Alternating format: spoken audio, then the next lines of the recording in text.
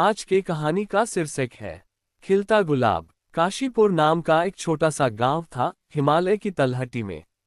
वहां का मौसम हमेशा ठंडा और शांत रहता था। गांव के बीचों बीच एक पुराना पीपल का पेड़ था जिसके नीचे हर शाम लोग इकट्ठा होते और कहानियां सुनते। लेकिन इस बार गांव में एक नई कहानी चल रही थी। कहानी थी रिया की। रिया सिर्फ 12 साल की थी। उसके बाल लंबे और काले थे जो हमेशा दो चोटियों में बंधे रहते थे। उसकी आंखें बड़ी बड़ी और चमकदार थीं, लेकिन उनमें एक अजीब सी उदासी छिपी रहती थी। रिया का घर गांव के आखिरी छोर पर था जहां से जंगल शुरू होता था। उसके पिता राम सिंह जंगल में लकड़ी काटने का काम करते थे और मां सरला घर संभालती थी। रिया के दो छोटे भाई थे, मोहन और सोहन। दोनों अभी स्कूल जाने की उम्र के भी नहीं थे। परिवार गरीब था लेकिन खुशहाल। फिर भी रिया के मन में एक खालीपन था। वो स्कूल जाती थी लेकिन पढ़ाई में उसका मन नहीं लगता था। उसकी सबसे बड़ी खुशी थी फूल, खासकर गुलाब। गांव के बाहर जंगल की तरफ एक छोटी सी जगह थी जहां रिया ने चुपके से कुछ गुलाब के पौधे लगा रखे थे। वो रोज सुबह स्कूल जाते समय और शाम को लौटते समय उन पौधों को पानी देती, उनकी देखभाल करती। लेकिन किसी को नहीं बताती थी। वो सोचती थी कि अगर किसी ने देख लिया तो लोग हंसेंगे या पौधे उखाड़ देंगे। इसलिए वो चुपके से आती जाती। एक दिन सुबह रिया जैसे ही अपने गुलाबों के पास पहुंची, उसने देखा कि एक पौधे पर छोटी सी कली निकल आई है। उसकी खुशी का ठिकाना न रहा। वो कली को घंटों तक देखती रही। आज शाम तक तुम खिल जाओगी, उसने फुसफुसा कर कहा। स्कूल में भी उसका ध्यान उसी कली पर था। टीचर ने कई बार डांटा लेकिन रिया मुस्कुराती रही। शाम को जब वो घर लौटी तो सबसे पहले अपने गुलाबों के पास गई। कली अब थोड़ी और खुल गई थी। गुलाबी रंग की नन्ही पंखुड़ियां धीरे धीरे फैल रही थीं। रिया ने बैठकर उसे गाने सुनाए। उसके पास एक पुराना गाना था जो उसकी दादी सुनाया करती थी, चुपके चुपके खिलता गुलाब। रिया वही गाना गुनगुनाती। उसी रात गांव में एक अनोखी घटना घटी। जंगल से एक जंगली जानवर गांव में घुस आया था। लोग कह रहे थे कि वो भालू है। सब डर गए। राम सिंह ने कहा, कल से कोई जंगल की तरफ न जाए। रिया चुपचाप सुन रही थी। उसके मन में सिर्फ एक ही चिंता थी, उसके गुलाब। अगर भालू ने वहां से गुजरा तो पौधे कुचल जाएंगे। अगली सुबह रिया ने बहुत सोचा। फिर भी वो चुपके से निकल गई। जंगल की तरफ जाते समय उसका दिल जोर जोर से धड़क रहा था। जैसे ही वो अपने गुलाबों के पास पहुंची, उसने देखा कि कली अब पूरी तरह खिल गई है। एक खूबसूरत गुलाबी गुलाब जिसकी खुशबू हवा में फैल रही थी। रिया की आंखें नम हो गईं। वो झुककर गुलाब को सूंघने लगी। तभी पीछे से एक आवाज आई, रिया। रिया चौंक कर मुड़ी। उसके पिता राम सिंह खड़े थे। उनके हाथ में लकड़ी का डंडा था, चेहरा गुस्से से लाल। तुम यहाँ क्या कर रही हो?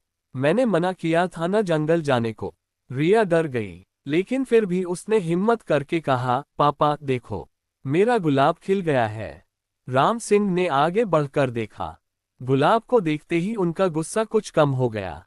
लेकिन वो बोले, फूलों से क्या होगा बेटी, हमें तो खाना चाहिए, लकड़ी काटनी है, ये सब समय की बर्बादी है।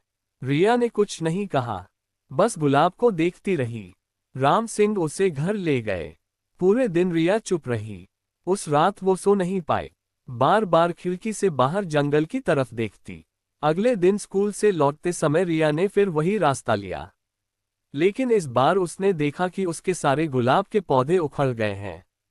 सिर्फ वो एक गुलाब अभी भी जमीन पर पड़ा था, लेकिन उसकी पंखुड़ियां मुरझा रही थीं। रिया रो पड़ी। वो बैठकर रोती रही, मैंने तुम्हें बचाया नहीं। तभी एक आवाज आई, रो मत बेटी। रिया ने ऊपर देखा। एक बूढ़ी औरत खड़ी थी। सफेद साड़ी, लंबे सफेद बाल और चेहरे पर मीठी मुस्कान। रिया ने उसे पहले कभी नहीं देखा था। कौन हो आप? रिया ने पूछा। मैं यहाँ की पुरानी रहने वाली हूँ। लोग मुझे गुलाबी अम्मा कहते हैं। बूढ़ी औरत ने कहा, आपको मेरे गुलाबों के बारे में कैसे पता? मैं रोज देखती हूँ तुम्हें। तुम चुपके से आती हो, पानी देती हो, गाना गाती हो। गुलाबी अम्मा ने मुस्कुराते हुए कहा। रिया ने सारी बात बताई, पापा का गुस्सा, भालू का डर और अब उखड़े हुए पौधे। गुलाबी अम्मा ने गुलाब को उठाया और रिया को दिया। ये गुलाब अभी मरा नहीं है, इसे घर ले जाओ, पानी में रखो, देखना क्या होता है। रिया ने गुलाब ले लिया। घर जाते समय वो सोच रही थी कि अम्मा कौन थी। गांव में किसी ने कभी गुलाबी अम्मा का नाम नहीं लिया था। घर पहुंचकर रिया ने गुलाब को एक पुराने गिलास में पानी डालकर रख दिया। रात को वो बार बार उठकर देखती कि गुलाब ठीक है या नहीं। सुबह होते होते गुलाब की पंखुड़ियां फिर से ताज़ा हो गई थीं। रिया हैरान थी। दोपहर को जब राम सिंह घर आए तो उन्होंने गुलाब देखा। ये कहाँ से लाए? रिया ने डरते डरते बताया। राम सिंह कुछ देर चुप रहे, फिर बोले, ठीक है, रखो, लेकिन जंगल मत जाना। रिया खुश हो गई, लेकिन उसका मन अभी भी उन उखड़े पौधों के पास था। अगले दिन वो फिर जंगल गई। इस बार गुलाबी अम्मा वहां पहले से बैठी थी। अम्मा, आपने मेरे पौधे कैसे बचाए? रिया ने पूछा। गुलाबी अम्मा हंसी। मैंने नहीं बचाए, तुमने बचाए थे। तुम्हारा प्यार ही उन्हें जिंदा रखता है। रिया ने पूछा, लेकिन पापा कहते हैं फूलों से कुछ नहीं होता। गुलाबी अम्मा ने रिया को पास बिठाया और कहानी सुनानी शुरू की। बहुत साल पहले यहाँ एक राजकुमारी रहती थी। उसका नाम था पद्मिनी। वो भी गुलाब से बहुत प्यार करती थी। उसके बाग में सैकड़ों गुलाब थे। एक दिन दुश्मन ने हमला कर दिया। पूरा महल जल गया, लेकिन पद्मिनी ने अपने सबसे प्यारे गुलाब के पौधे को बचाया। वो पौधा इतना मजबूत था कि आग में भी नहीं जला। जब युद्ध खत्म हुआ तो लोग देखते रह गए कि उस एक गुलाब ने पूरे बाग को फिर से हरा भरा कर दिया। रिया आंखें फाड़कर सुन रही थी। फिर क्या हुआ अम्मा? पद्मिनी ने कहा था, गुलाब सिर्फ फूल नहीं, उम्मीद है। जब सब कुछ खत्म लगे तब भी ये चुपके से खिलता है। रिया ने पूछा, तो मेरा गुलाब भी उम्मीद है? हाँ बेटी, तुम्हारा गुलाब तुम्हारी उम्मीद है। तुम्हें पढ़ना है, बड़ा होना है, कुछ बनना है। लेकिन ये मत भूलना कि तुम्हारे अंदर भी एक गुलाब है जो चुपके से खिल रहा है। उस दिन से रिया रोज गुलाबी अम्मा से मिलने लगी। अम्मा उसे नई नई कहानियां सुनाती, गुलाब के बारे में बताती। रिया अब स्कूल में भी ध्यान से पढ़ने लगी थी। घर में भी माँ की मदद करती, लेकिन शाम को वो जरूर अपने गुलाब के पास जाती। एक महीने बाद राम सिंह को जंगल में काम मिल गया। अब वो रोज लकड़ी काटकर शहर बेचते। घर में थोड़ी खुशहाली आने लगी। राम सिंह ने देखा कि रिया कितनी बदल गई है। वो अब पहले से ज्यादा मुस्कुराती थी। एक दिन राम सिंह रिया से बोले, बेटी कल शहर जा रहे हैं, तुम भी चलोगी? रिया खुश हो गई। हाँ पापा। शहर में उन्होंने एक छोटी सी दुकान देखी जहां फूल बिक रहे थे। रिया ने पापा से कहा, पापा मुझे गुलाब का एक पौधा खरीद दो। राम सिंह ने मुस्कुराकर एक पौधा खरीद दिया। घर लौटते समय रिया ने पूछा, पापा अब आप गुलाबों को नहीं डांटोगे न? राम सिंह ने रिया के सिर पर हाथ फेरा। नहीं बेटी, अब मैं समझ गया हूँ। फूल भी जरूरी हैं। वो हमें सिखाते हैं कि मुश्किलों में भी कैसे खिलना है। घर पहुंचकर रिया ने नया पौधा लगाया। पुराने उखड़े जगह पर गुलाबी अम्मा भी वहां आईं। उन्होंने रिया को गले लगाया। अब तुम समझ गई हो ना? रिया ने हामी भरी। समय बीतता गया। रिया बड़ी होती गई। वो स्कूल में अच्छे नंबर लाने लगी। गांव के लोग कहते, रिया तो पढ़ लिख कर कुछ बनेगी। 12वीं कक्षा में रिया ने विज्ञान लिया। वो डॉक्टर बनना चाहती थी, लेकिन साथ ही गुलाबों का शौक भी नहीं छोड़ा। अब उसके पास छोटा सा बगीचा हो गया था। गांव के बच्चे आकर उसके गुलाब देखते। रिया उन्हें गुलाबी अम्मा वाली कहानी सुनाती। एक दिन गुलाबी अम्मा अचानक गायब हो गईं। रिया बहुत ढूंढी, लेकिन नहीं मिली। लोगों ने कहा कि शायद अम्मा किसी और गांव चली गई हो। लेकिन रिया जानती थी कि अम्मा कहीं नहीं गईं। वो उसके मन में बस गई थी। रिया ने कॉलेज में एडमिशन लिया।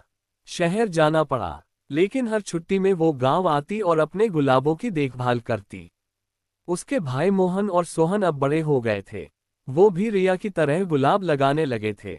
एक साल बाद रिया मेडिकल कॉलेज में पहुंच गई। वो डॉक्टर बनने की राह पर थी, लेकिन उसका सबसे पहला मरीज उसका अपना गुलाब का पौधा था। जब भी वो थक जाती, वो अपने बगीचे में बैठकर गुलाबों से बात करती। तुम चुपके से खिलते रहो, मैं भी मेहनत करती रहूंगी। समय के साथ रिया डॉक्टर बन गई। वो गांव में ही क्लिनिक खोलना चाहती थी, लेकिन शहर में अच्छी नौकरी मिल गई। फिर भी हर महीने वो गांव आती। एक दिन जब वो गांव आए तो देखा कि पीपल के पेड़ के नीचे बहुत सारे बच्चे इकट्ठे हैं। बीच में एक लड़की खड़ी थी और कहानी सुना रही थी, चुपके चुपके खिलता गुलाब। रिया मुस्कुराए। वो लड़की उसकी भतीजी थी। रिया ने आगे बढ़कर कहा, कहानी पूरी सुनाऊं। सब बच्चे खुश हो गए। रिया ने पूरी कहानी सुनाई, अपनी, गुलाबी अम्मा की और उस गुलाब की जो कभी नहीं मरा। उस शाम राम सिंह भी वहां आए। अब वो बूढ़े हो गए थे। उन्होंने रिया को गले लगाया। बेटी, तुमने साबित कर दिया कि फूल भी जरूरी हैं। रिया ने कहा, पापा, वो गुलाब सिर्फ फूल नहीं था, वो मेरी उम्मीद थी। रात को जब सब सो गए, रिया अपने बगीचे में गई। एक नया गुलाब खिल रहा था। वो झुककर उसे सूंघा और फुसफुसाए, धन्यवाद।